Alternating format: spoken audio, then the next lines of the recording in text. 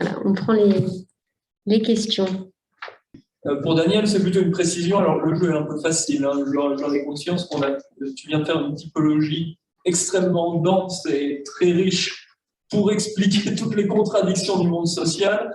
Donc, il y a forcément un petit point. C'est facile d'attraper un petit point et critiquer le petit point. Oui, il y en a plusieurs. Moi, il y en a un petit qui m'a posé question et qui dit un truc. Je ne vais pas venir dans un débat plus théorique sur pôle culturel, pôle économique. C'est ceux du privé versus ceux du public. Je note quand même que tu as pointé le mépris dans un sens, le mépris en gros, les fonctionnaires qui gagnent trop, qui sont des privilégiés, et pas l'autre mépris symétrique, en gros, qui s'exerce toujours depuis les intellectuels vers les manuels, depuis les mondes de l'intelligence et du savoir contre ceux qui ne font pas d'études. En gros, ce que Pierre Bourdieu appelle le racisme de l'intelligence. En gros, c'est la critique des beaufs, des jacquis, des bouseux, des cutéreux, etc., très qui se retrouvent beaucoup au moment des Gilets jaunes et qui s'expriment bien sûr sous des formes aussi beaucoup plus diffuses et euphémisées. Je pense que c'est à mettre dans l'équation, il ne faut pas oublier genre le petit point aveugle et symétriser. Là, pour le coup, ça va plutôt de ceux du public vers ceux du privé, des intellos, vers... Et ça peut nourrir aussi les votes à droite et le ressentiment. Et sur la question, justement, je fais un lien, la question la perception de l'extrême droite au sein des ancrages syndicales. Ça, il faudrait quand même, je pense, revenir là-dessus, puisqu'on a quelqu'un qui est parti, et vous l'avez soulevé vous-même en tant que responsable CGT. Au concret, comment est-ce que c'est... Alors déjà, est-ce qu'il y a des poches, malgré tout, on va dire des zones, des discours conservateurs qui touchent, qui résonnent avec certaines problématiques de métier? Et quelles sont les réactions face à ça d'une organisation syndicale? Comment réagir à la fois sur le côté où on entend les difficultés concrètes des collègues et en même temps, comment on le reformule pour peut-être formuler le débat différemment? S'il y a d'autres questions, on va les prendre maintenant. Ah ben, Alain. Donc, vraiment remercier tous les intervenants pour l'intérêt de leurs propos. Ce que je viens de dire, c'est... Je ne sais pas si c'est vraiment une question, mais parce que ça s'adresse finalement un peu à l'ensemble des travaux de notre colloque. J'ai un peu le sentiment qu'il y a un point qu'on n'a pas assez, me semble-t-il, abordé et approfondi. C'est le fait que dans la désaffection à l'égard du politique, il faut quand même introduire un paramètre important qui est le fait que, avec la mondialisation capitaliste telle qu'elle s'est développée depuis la fin des années 70, les politiques volontaires visant à privilégier les marchés pour prendre des décisions finalement extrêmement importantes sur la vie quotidienne des gens. Par exemple, on a parlé des services publics, mais on ne peut pas réfléchir sur la déstructuration des services publics si on ne la relie pas avec le fait qu'il s'agit de politiques volontaires mises en œuvre au nom de la mondialisation d'une part et au nom d'une vision néolibérale de l'Europe où toutes les décisions importantes doivent être prises en faisant jouer la concurrence et le marché libre et non faussé. Bon, donc, si on prend tout ça, ce contexte-là, la perception de millions et de millions de gens, c'est qu'in fine, les États et donc les politiques, c'est pas eux qui prennent les décisions, quoi. D'ailleurs, les politiques dirigeants le disent eux-mêmes. Je prends l'exemple, que ce soit la sidérurgie, par exemple. La sidérurgie, il se trouve que j'étais en responsabilité à l'époque, et on nous expliquait que la sidérurgie, c'était aussi une politique européenne. Au niveau de l'Europe, voilà, c'était terminé, qu'on avait fait un choix, etc., etc. Donc il y avait le côté, c'est pas de notre faute, nous les gouvernants. Et donc, et je pourrais multiplier les exemples. Hein, il y a eu Alors comment les gens ne percevraient-ils pas le politique comme de plus en plus impuissant? Et donc l'idée que ça ne sert à rien de s'engager, de voter, enfin tout ce que vous avez dit et qui est parfaitement juste, il me semble qu'il faut aussi réintégrer cet élément-là, c'est-à-dire finalement la domination du paradigme néolibéral et la domination des marchés, on le voit en ce moment de manière extrêmement concrète sur les problèmes de l'énergie. Moi, j'ai connu une époque où les prix de l'énergie, ils étaient fixés en fonction des coûts de production de l'énergie. Aujourd'hui, parce que les règles européennes, les règles du marché, enfin la logique néolibérale, aujourd'hui, voilà, le prix de l'essence ou du gaz, au-delà de la guerre, il varie en fonction de la spéculation sur les marchés. Donc les gens peuvent se dire à juste titre que finalement, le politique a perdu de son impact et de sa capacité à décider. Voilà, je voulais amener ça dans le débat. Après, troisième commentaire, troisième question. Oui, merci pour cette présentation. Moi, c'était pour souligner deux choses. Premièrement, c'était sur la question des classes sociales. Il y a une tendance, et à juste titre, pardon, ce qui a été dit, de penser l'atomisation de la classe ouvrière, pour le dire vite. Mais c'est vrai qu'en fait, quand on regarde, en fait, si on décale un peu le point de vue, c'est pas forcément. On pourrait aussi l'appréhender un peu différemment, dans le sens où si on regarde la répartition des emplois, en fait, comment elles se répartissent, on a certes la fonction publique qui est quand même un gros pourvoyeur d'emplois, mais en fait, globalement, les personnes travaillent pour quelques groupes. J'ai pas dit entreprise, j'ai dit groupe. Qui fait que finalement, en fait, c'est pas si atomisé que ça. En fait, les emplois ils sont quand même répartis dans les mêmes secteurs. Et quand on a une dimension, quand on intègre une vision un peu plus économique, en fait, alors bien évidemment, les personnes se sentent plus isolées parce que difficulté d'arriver à du syndicalisme, parce que protection du travail amoindrie, mais en tout cas sur la répartition du travail, il y a quand même toujours, enfin voilà, les emplois sont quand même concentrés dans quelques groupes et dans quelques secteurs.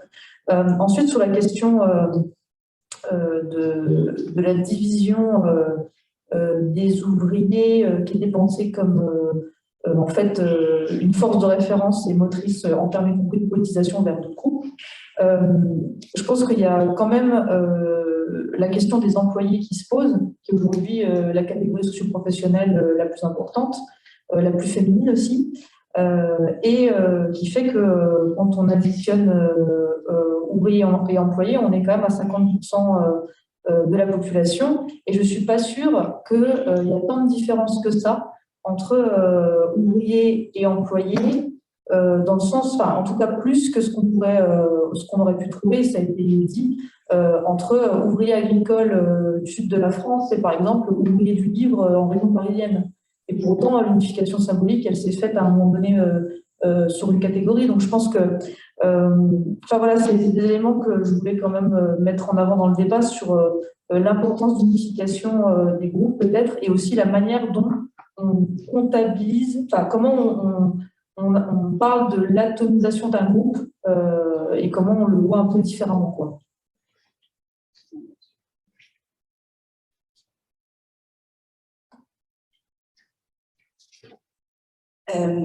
D'abord, j'ai une question pour Vincent. Vous m'entendez pas là dans la caméra au micro? Ouais. J'entends bien. Super. Deux petites questions sur les pays où le vote est obligatoire. Est-ce que, moi je connais rien, mais j'ai l'impression qu'en Belgique, il y a quand même une montée d'abstention parce qu'en fait, pour que ce soit obligatoire, il faudrait mettre des amendes et ils ne mettent pas les amendes. Donc est-ce que, si jamais, notamment tous les événements, enfin, la dernière, enfin, beaucoup d'interventions, et notamment la dernière, qui montre qu'il y a il y a plus beaucoup d'espoir, de croyance, etc., et que donc il y a une désillusion. Est-ce que ça ne touche pas également les pays où il y a le vote obligatoire et finalement, est-ce qu'il n'y a pas aussi une montée d'abstention et que finalement, ça ne serait pas forcément ça la manière de réintégrer les classes populaires en politique? C'était ma première question. Et ma deuxième, c'était dans les autres suggestions, là, sur les 2 bureaux de vote, je suis curieuse de voir comment concrètement on met ça en place pour pouvoir voter dans l'absolu dans 2 bureaux de vote sans que ce soit 2 voix parce qu'on pourrait imaginer des systèmes de triche. C'était ma première question. Et Boris aussi, une question sur les luttes sur les salaires. Là, tu dis il y en a beaucoup, etc. Est-ce que sur le terrain, est-ce que c'est juste un rapport de force vis-à-vis de l'employeur en disant va essayer de monter ce rapport de force et d'essayer de faire augmenter les salaires comme ça, ou est-ce que il a une volonté de construire le rapport de force vis-à-vis aussi des pouvoirs du gouvernement, etc. Et donc une croyance que ça peut aussi bouger à cette échelle-là. Je ne sais pas si ma question est claire. Ouais. Je trouve qu'on arrive là à un moment très intéressant parce qu'on peut maintenant faire un peu un regard sur l'ensemble du colloque et ce que tu as donné, Daniel, ce que vous avez donné même avant, précise un cadre, y compris sur lequel on va continuer à travailler. La question que je veux me poser, c'est en articulant deux des éléments de ton intervention, c'est l'affaiblissement de l'encadrement politique. Et l'avant-dernier, c'est les attentes qui restent. Et donc là, est-ce qu'on n'est pas confronté, en quelque sorte, à la grille de lecture, quoi. C'est-à-dire, dans le fond, le problème du vote des couches populaires, pour nous, enfin, même, puisque tu as parlé de Marx au début, c'est d'en faire une force politique qui conteste le pouvoir de la bourgeoisie. Et donc, qui transforme la société. Nous, on voit bien qu'il faut l'articuler aux besoins immédiats, c'est-à-dire à toutes les revendications qui ont été posées et qui sont le socle, finalement. Mais en même temps, bon, il y a les politiques néolibérales depuis les années 70, avec l'accélération mondialisation, et puis il y a l'effondrement aussi de ce qu'a représenté dans l'imaginaire collectif la possibilité de faire une autre société. Donc on a aussi cette pente à remonter d'une certaine manière, mais c'est pas une pente à remonter, c'est la construction aussi d'une autre. Et ce qui est intéressant, je trouve, c'est qu'on arrive à un point où on se dit, bon, c'est bien à partir des questions posées concrètement par la vie, parce qu'elles posent des questions tout à fait fondamentales, ça rejoint des choses qui ont été dites, et le type d'organisation qui correspondra à cette stratégie. Je trouve que la question des partis ne se pose pas seulement par rapport à ce qu'ils étaient, ou par rapport à ce qu'il y a eu avant, mais à aujourd'hui, donc quelle transformation il peut y avoir à partir de tout ce qu'on a dit, mais qui n'est pas forcément négatif. Je veux dire, on n'est pas que on n'est pas que dans une nostalgie d'avant, de quand il y avait la classe ouvrière organisée, etc., etc. Ça, on peut, mais ça sert à rien. Enfin, ça, il faut tirer les leçons. Mais c'est pas que des échecs, c'est aussi des situations qui sont bouleversées et qui donc appellent des transformations. Et je pense que quand on se pose la question de l'articulation des classes populaires ou des couches populaires, quand on dit, d'ailleurs, l'utilisation du mot classe populaire est une forme de politisation de l'idée de couche, en quelque sorte, qui pose la question du rapport à la transformation sociale. Quand on dit à l'écart du politique, subliminalement, en tout cas pour des gens comme moi, je pense pas mal, c'est quelle force elle peut devenir pour transformer les choses et donc répondre à ses besoins, avec une ambition qui va, je dirais, qui intègre la dimension posée par un syndicat, donc à travers sa revendication, et qui la projette sur le changement de politique et donc le changement de pouvoir. Et là, je pense que l'écart à la politique, il est aussi la réconciliation avec l'idée on prend le pouvoir et on change la société. Voilà, il me semble que c'est aussi à ce nœud-là qu'on est confronté et que l'ensemble des interventions, je trouvais, aident aussi à faire réfléchir sur le fait qu'on n'a pas la nostalgie d'avant, on fait l'analyse d'aujourd'hui pour voir y compris ce qu'il faut faire, mais en sachant que de toute façon, on change.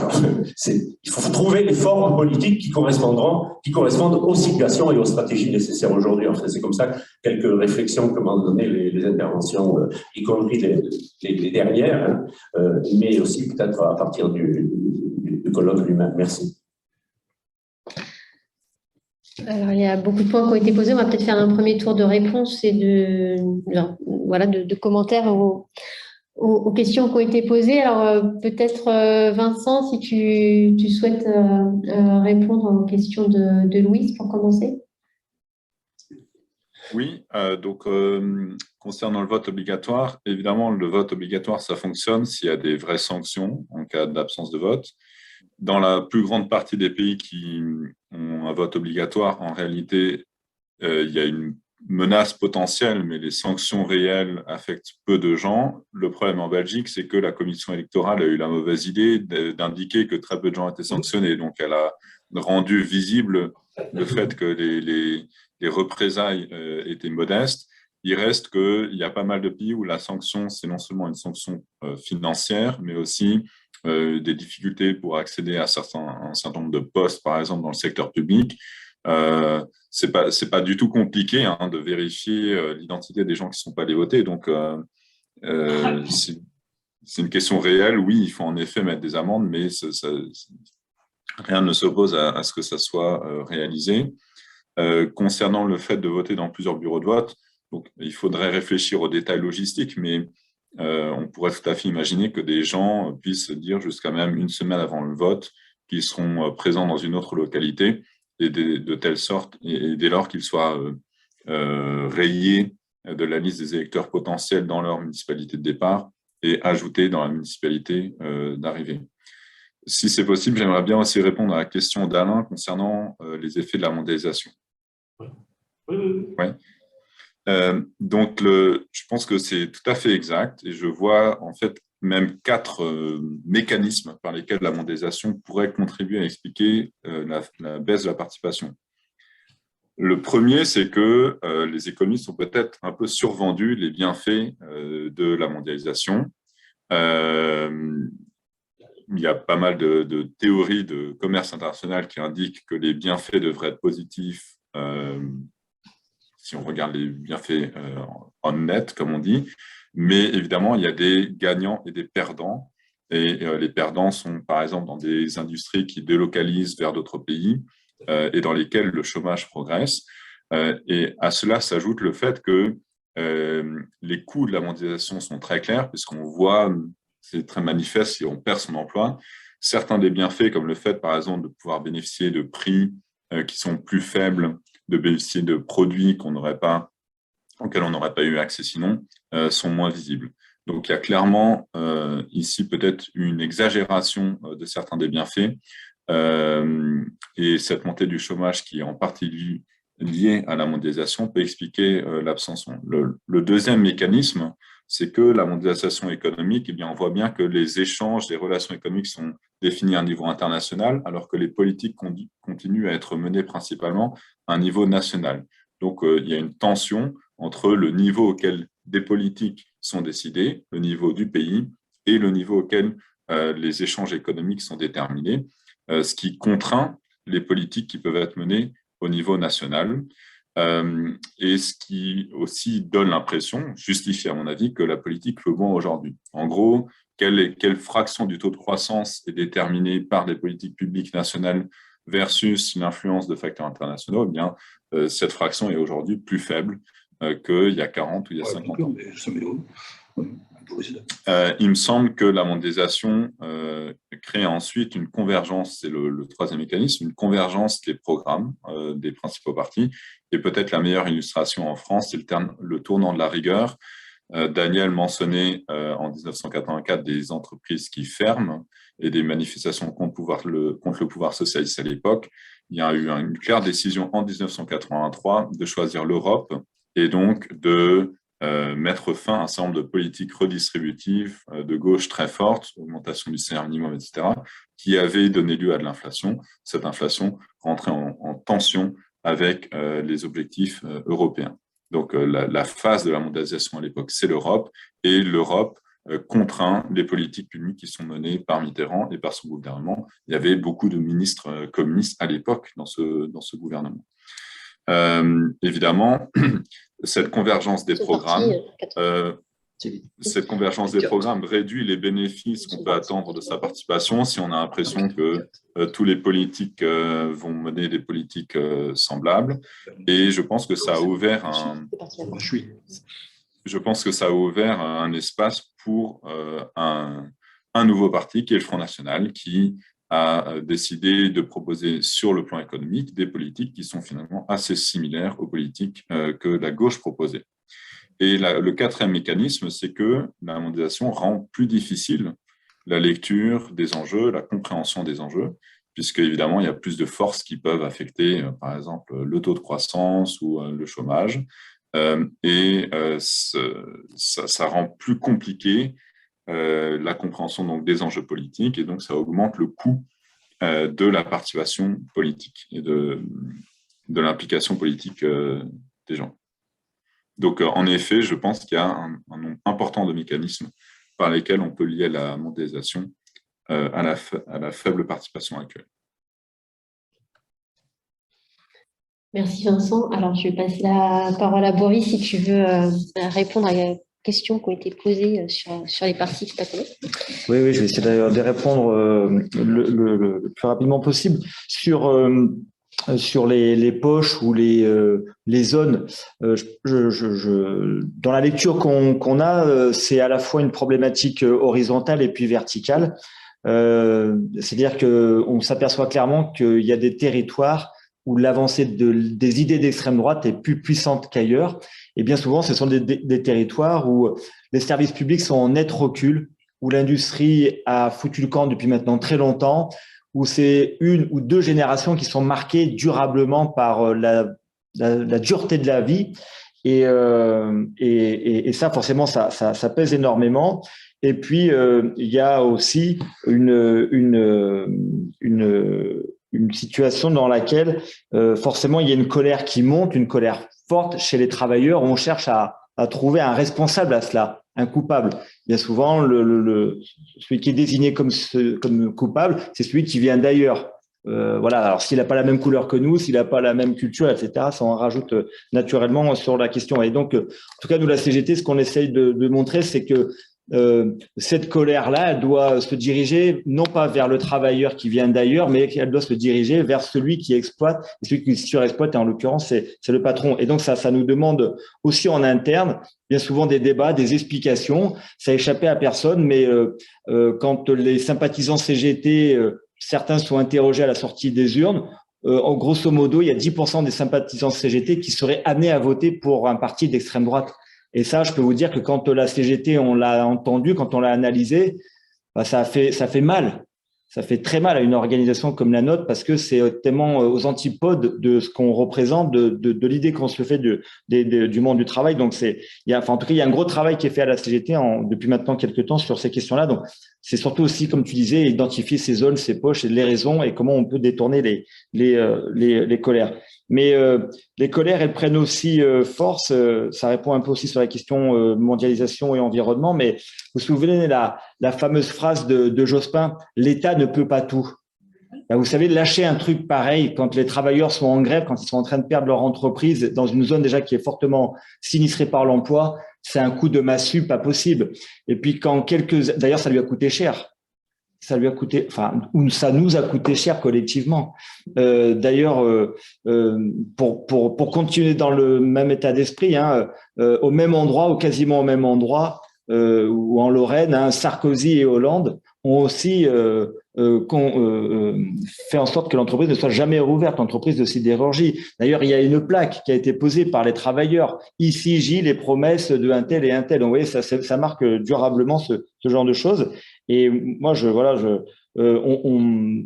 on peut décrier l'Europe, on n'a pas de problème de ce côté-là, on peut engueuler nos députés européens, mais enfin, il y a bien quelqu'un qui vote pour eux, les députés européens français qui sont là-bas, ils n'y sont pas par hasard. Donc, il y a bien quelqu'un qui les envoie. Voilà. Pour faire vite, de manière schématisée, sur les entreprises, l'éclatement ou l'atomisation des entreprises, 2/3 des entreprises sous-traitantes dépendent d'un donneur d'ordre et donc d'une grande multinationale. Voilà. Sauf que les entreprises sous-traitantes, le statut des travailleurs n'est pas forcément celui du donneur d'ordre. Donc, c'est bien souvent la précarité, c'est pas la même convention collective. On le voit par exemple dans la métallurgie. Quand on est convention collective métallurgie, pour ce qui nous en reste. Et puis quand on est convention Syntertech, c'est pas tout à fait la même chose, etc., etc. Donc, il y a une dégradation quand même qui est assez forte dans ces entreprises-là. Et à cela s'ajoute aussi la force syndicale qui pouvait y avoir dans ces grandes entreprises donneurs d'ordre, ces bastions syndicaux qui ne sont pas forcément le cas dans ces toutes petites entreprises, dans ces PME ou TPE, où là, la loi du plus fort, elle domine. Tu prenais deux exemples qui sont assez significatifs, l'agriculture et les travailleurs du livre. Je peux dire que dans le livre CGT, Voilà, il y a un rapport de force voilà, qui compte un petit peu et qui fait la différence, mais ça, c'est tout à fait notoire. Sur la question des luttes sur les salaires, pour répondre à Louise, pardon, parce que moi j'avais mangé ton prénom, merci Steph, c'est vraiment un rapport de force à l'entreprise. C'est-à-dire que le patron est à portée de baffe. On le tient, il est là, il est sous la main, donc on va exiger que demain les salaires ils augmentent parce que on pense que c'est pas juste ce qui se passe dans l'entreprise, etc. Donc voilà, on remet pas en cause forcément le système, même si ça en participe. On s'en prend pas forcément au gouvernement. Par exemple, hein, c'est très difficile à la CGT en ce moment pour faire converger les luttes. C'est-à-dire qu'il y a plein de luttes sur les salaires, je vous ai dit comme jamais il y en a eu. Et quand on appelle à des mobilisations intersyndicales, interprofessionnelles comme le 27 janvier ou comme après-demain ou presque après-demain le 17 mars, je vous assure les difficultés qu'il y a à faire converger ces luttes, à faire sortir les travailleurs de l'entreprise, à faire travailler les solidarités à l'échelle d'un territoire, à l'échelle d'une profession. Bon, voilà, on y travaille naturellement, mais c'est surtout des luttes de rapport de force dans l'entreprise et bon, c'est toujours un bon début et on ne va pas le bouder. Après, sur les questions de démocratie, il y a un vrai problème de démocratie naturellement à la citoyenneté, dans la ville, dans la cité, dans la vie, mais il y a aussi un recul démocratique très fort dans les entreprises aussi. On prive de plus en plus les travailleurs de donner leur point de vue, de pouvoir donner leur point de vue sur l'organisation du travail, sur le temps de travail, sur le sens et la finalité du travail. Et ça crée une aliénation de plus en plus forte et c'est assez terrible pour les travailleurs parce que nous, on considère toujours que l'entreprise, c'est une source d'émancipation et ça l'est de moins en moins. Donc, la démocratie à l'entreprise, il faut aussi qu'on y soit toutes et tous vigilants. Voilà, merci. Non, parfait, merci Boris. Oui, Monsieur. pour revenir sur le problème soulevé par Alain, alors c'est vrai que on observe des formes apparentes de scepticisme par rapport au pouvoir de la politique. Une expression qui revient souvent, c'est plus la politique qui commande, c'est l'économie, la finance qui commande aux politiques.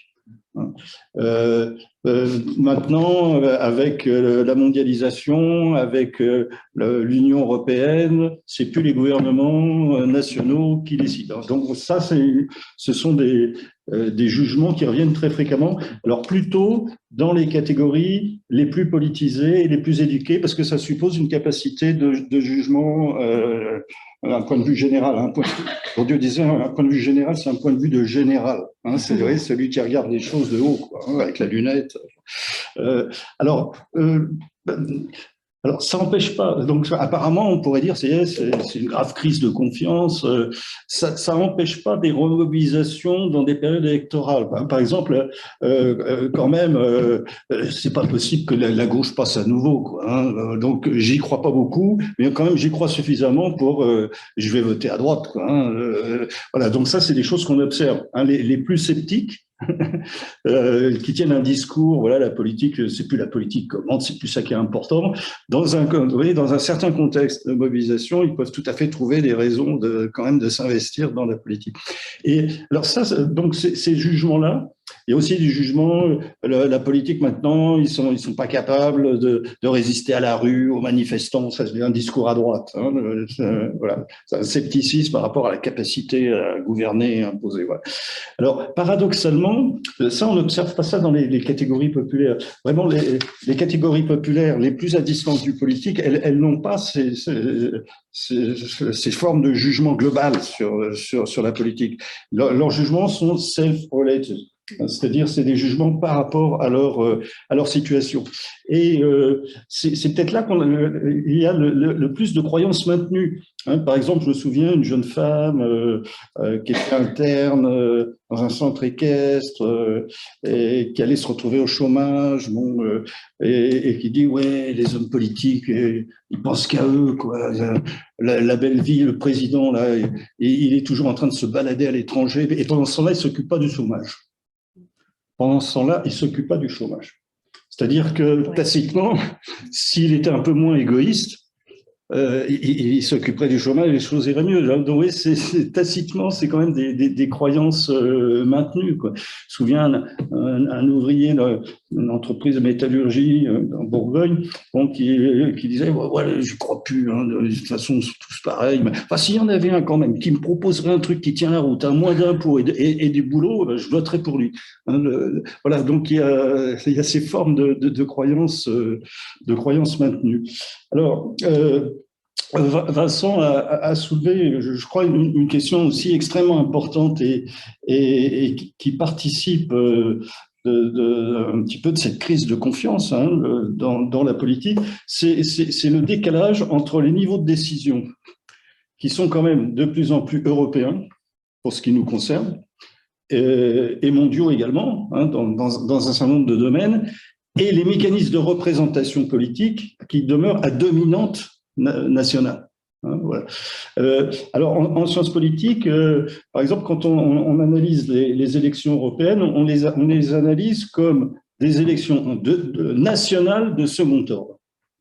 Alors, des élections de second ordre, parce qu'elles sont considérées comme moins importantes par les électeurs qui votent moins, par les partis qui présentent pas leur tête d'affiche, enfin leurs principaux dirigeants, par les médias qui couvrent moins, par les partis qui consacrent moins de ressources financières, etc. Donc, elles sont tacitement considérées comme des élections de second ordre, des élections européennes, hein, mais, bon, et des élections nationales. C'est-à-dire que quand on regarde les structures de résultats des élections européennes, il y a des récurrences. C'est-à-dire c'est le gouvernement en place laisse des plumes. Et c'est l'opposition ou les oppositions ou des oppositions qui progressent. Donc en fait, les élections européennes sont utilisées comme une occasion de dire que ça va pas, on n'est pas d'accord avec la politique du gouvernement, que c'est un jugement sur la politique du gouvernement. Hein, bon. Et c'est pas un mécanisme de jugement sur la politique européenne. Pour ça, il faudrait avoir des listes, il faudrait avoir des partis européens avec aux élections européennes, des listes européennes avec un programme européen et tout ça. Il y a peut-être des éléments qui se mettent en place, hein, notamment.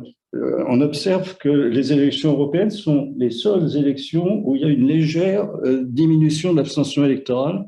Hein, c'est seul. Toutes les autres, ça monte. Là, depuis 2 élections européennes, ça baisse un tout petit peu. On n'est plus sur une pente ascendante. Donc, ça, je pense que c'est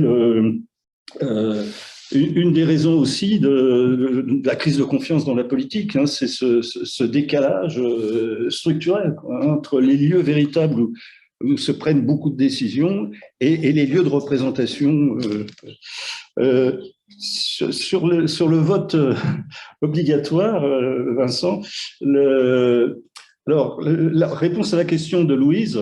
En Belgique, par exemple, il y a une très légère augmentation, il y a une tendance très légère à l'augmentation de l'abstention, mais la pente est très faible, ça augmente très peu, et deux, on est à un niveau de participation très très élevé. Hein, bon, oui, probablement du fait du vote obligatoire, mais c'est dans un contexte historico-national très particulier.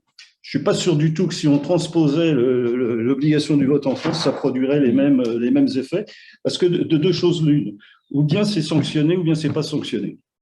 Bon, si c'est pas sanctionné, ça change rien. Et si c'est sanctionné, alors il faut s'attendre à des protestations. Hein, on voit tout de suite encore une taxe. Ça serait hyper injuste quand même. Comment ? Ça coûterait les plus pauvres encore. Ouais. Oui, mais en Belgique, c'est pas appliqué, par exemple. Il y a pratiquement pas de contravention. Proportionner le revenu.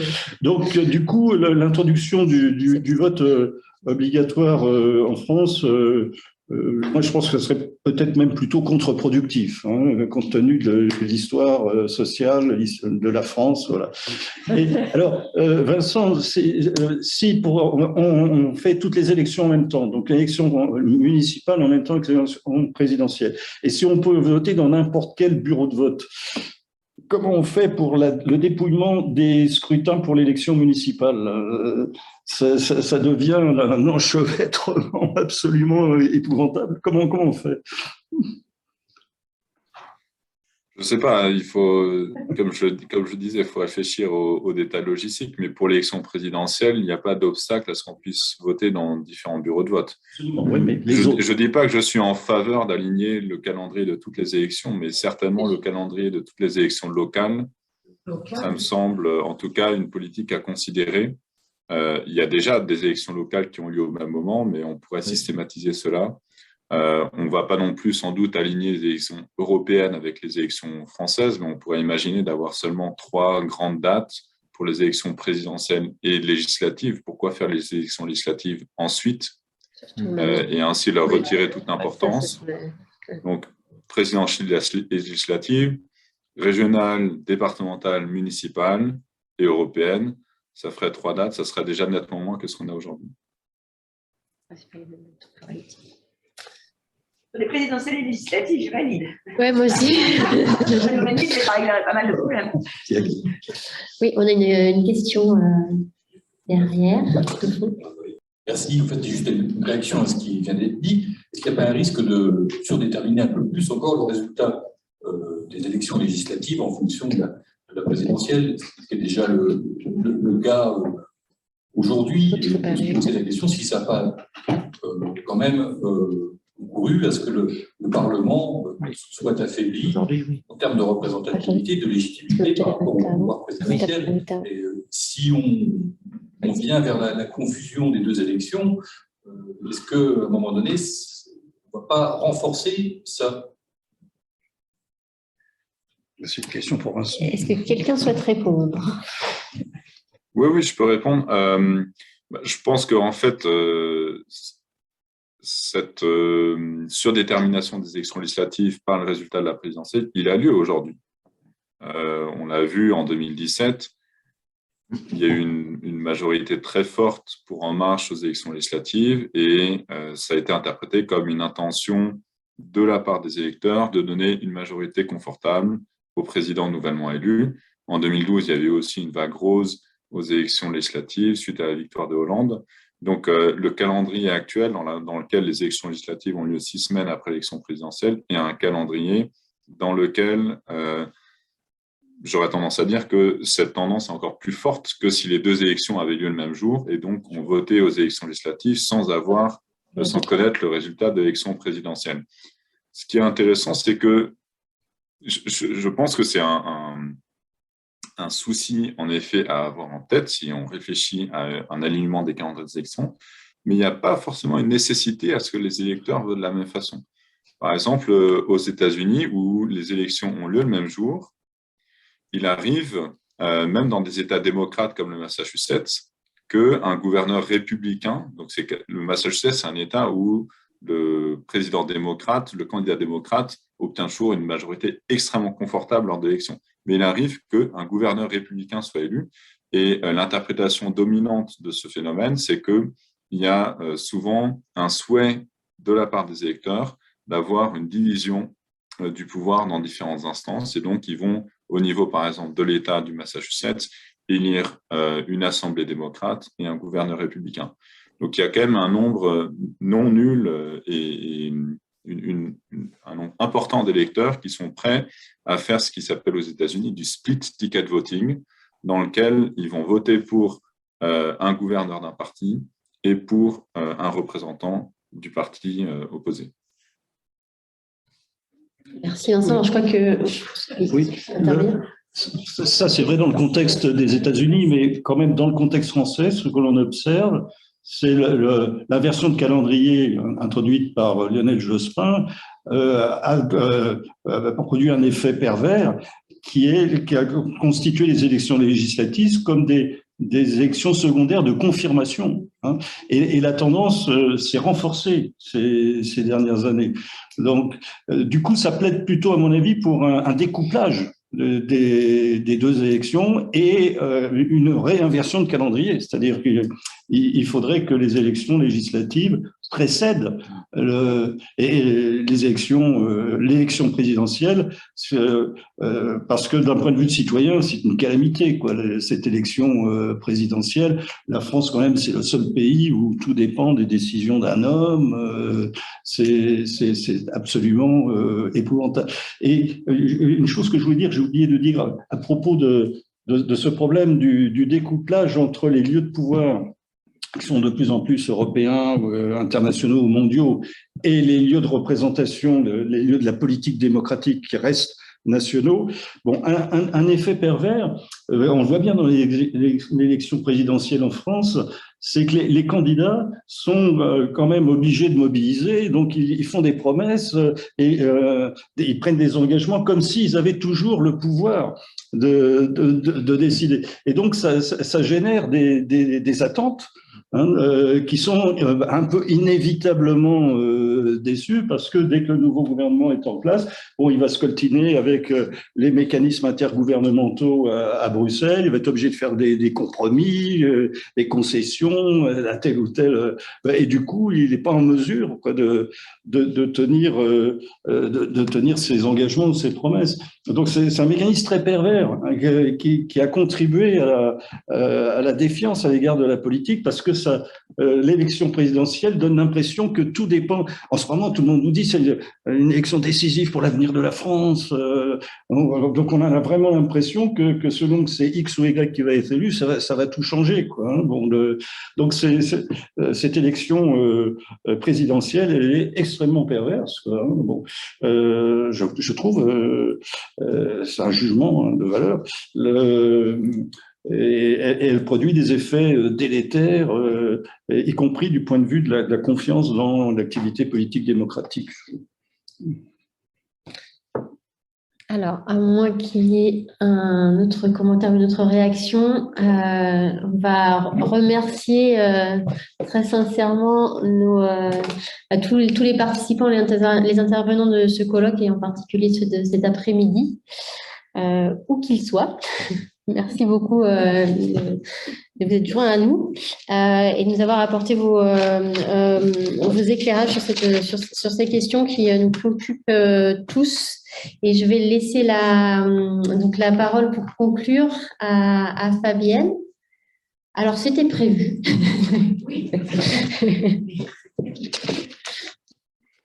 Donc, Fabienne, pour conclure ces deux jours de travaux.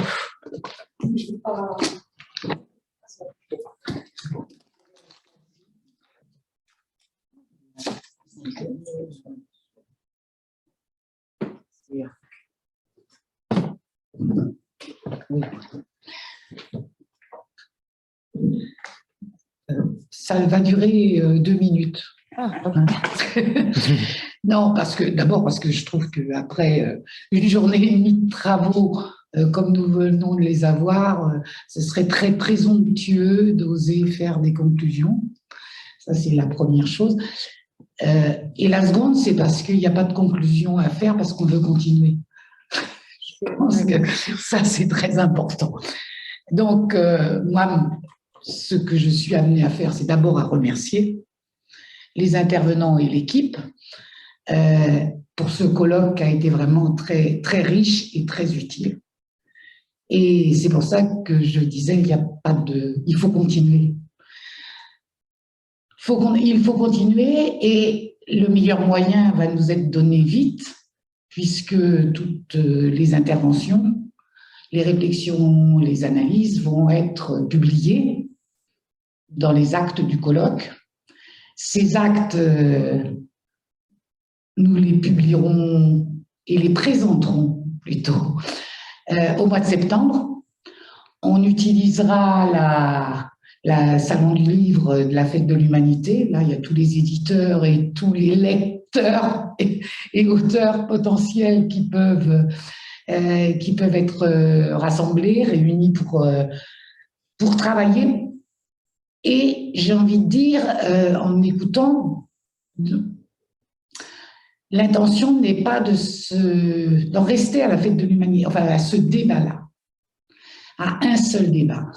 Il faut qu'on travaille, nous travaillerons à organiser justement à partir des actes et avec vous la poursuite de débats dans des collectivités, peut-être en partenariat avec des associations, dans les entreprises, pour justement tenter, et espérons-le réussir, de rassembler les experts de la chose que nombre d'entre vous êtes et les experts du quotidien, qui sont ceux qui nous intéressent dans l'écart et qu'il y a dans leur rapport à la politique.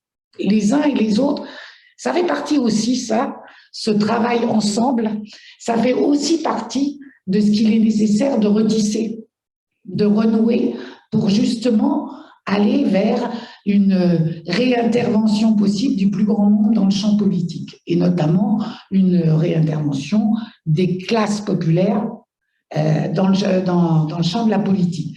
Et on l'a entendu, hein, c'est un gros travail,